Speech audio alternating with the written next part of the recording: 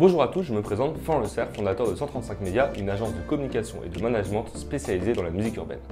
Vous regardez Rap Deal, notre émission de vulgarisation du business de la musique.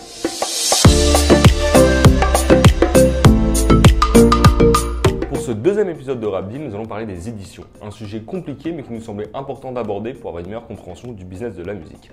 Cette vidéo sera divisée en 3 parties. Dans un premier temps, nous parlerons du droit d'auteur, puis nous parlerons du rôle de l'éditeur pour finir par la SACEM. Petite nouveauté dans cet épisode, nous allons avoir un intervenant extérieur, le Motif, qui est auteur, compositeur et interprète, et qui viendra nous dire son avis sur le sujet. Première partie, le droit d'auteur. Avant toute chose, il faut comprendre la distinction entre un interprète et un auteur. Un chanteur, interprète, ne va pas forcément chanter ses propres textes.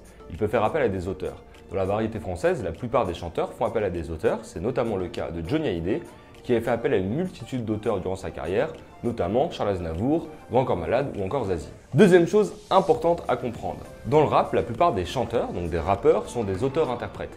Ils vont chanter leurs propres textes. C'est ce qui crée d'ailleurs la confusion entre édition et production, puisque les deux sont légèrement mélangés et c'est compliqué pour le public et pour les artistes de comprendre la différence entre ces deux types de rôles. Dernière chose à comprendre. Dans le droit français, un auteur n'écrit pas forcément les textes. Un compositeur, un beatmaker, est considéré comme un auteur, qui gagne d'ailleurs des droits d'auteur. Dans cette vidéo, on va distinguer l'auteur du compositeur pour plus de compréhension. Les droits d'auteur sont générés par l'exploitation des œuvres, des compositeurs ou des auteurs. Ils peuvent être exploités en reproduction, c'est-à-dire en streaming ou en CD, en diffusion, télé ou radio, ou encore en représentation en concert. La SACEM va récolter les droits générés et les reverser aux différents ayants droit, auteurs, compositeurs et éventuels éditeurs. Deuxième partie, le rôle de l'éditeur. Tout comme l'artiste-interprète peut compter sur le soutien d'un label de production pour développer sa carrière, l'auteur peut compter sur celui d'un éditeur. Le rôle de l'éditeur pour l'auteur est multiple. Il peut l'aider à développer sa carrière à travers différents moyens, notamment en l'aidant dans la direction artistique. Il peut aussi l'aider à promouvoir ses œuvres. Il va le connecter avec des interprètes qui pourront chanter ses textes. Il va aider sur la partie administrative. Il peut aussi faire de la synchronisation. C'est le fait de placer des œuvres dans des films, dans des séries ou dans des publicités pour générer d'autres revenus. Dans le cadre plus spécifique d'un auteur-interprète, donc le cas des rappeurs, le rôle de l'éditeur peut légèrement changer. Au lieu de l'aider à placer des textes pour d'autres artistes, puisque les rappeurs en général n'écrivent que pour eux-mêmes, il va plutôt l'aider à développer sa carrière d'auteur-interprète. Cela passe par le connecter avec des beatmakers pour créer des morceaux. Ça passe aussi à le connecter à des artistes étrangers à travers ses affiliés pour organiser des remixes ou des feats. Et ça passe aussi par l'organisation de séminaires. Les séminaires, c'est le fait de réunir différents compositeurs avec un artiste dans le but de créer des œuvres, voire même un album. C'est super populaire dans le rap et Kobalade l'a fait notamment sur Affranchi, qu'il a enregistré en une dizaine de jours. L'éditeur apporte aussi un soutien financier à son auteur. Il peut lui faire une avance de revenus SACEM et il peut aussi investir un budget marketing dans le projet. Le budget marketing va permettre d'acheter du matériel, d'organiser des séminaires, de payer un attaché de presse, il peut faire pas mal de choses avec ce budget. L'avantage de passer par un éditeur, c'est que les revenus SACEM mettent du temps à être versés et générés, et l'éditeur, en faisant cette avance, permet à l'artiste de se concentrer sur sa musique. Il existe une multitude d'éditeurs qui travaillent sur du rap. On va parler des principaux, des éditeurs majeurs. On va avoir Universal Music Publishing, Sony ATV, Warner Chappell, BMG ou encore Because Music. Ces éditeurs peuvent proposer différents types de contrats aux auteurs. Il en existe 3 principaux. Le contrat de full publishing, c'est quand un éditeur va éditer seul un auteur. C'est un peu l'équivalent du contrat d'artiste côté label.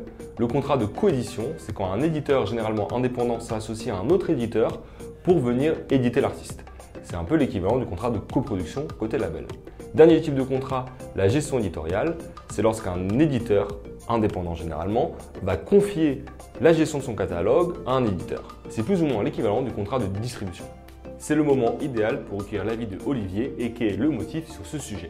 Étant éditeur moi-même, il est important de rappeler que derrière ce panel d'éditeurs majeurs, il y a aussi tout un réseau d'éditeurs indépendants tels que Blue Sky Publishing, ETMG, Spectaculaire, Red Nation ou encore Bogard. Lorsque vient le moment de démarcher un éditeur, il faut aussi se rappeler de l'existence de ces plus petites structures qui certes offrent des avances un peu moins conséquentes que celles offertes par les multinationales, mais se rattrapent largement par le biais de connexions solides qu'elles ont créées en direct avec les artistes et leur équipe. Avec notre agence 135 Médias, nous accompagnons nos clients dans la sélection du contrat le plus adapté à leur situation et dans le choix du partenaire le plus adapté pour le développement de leur carrière.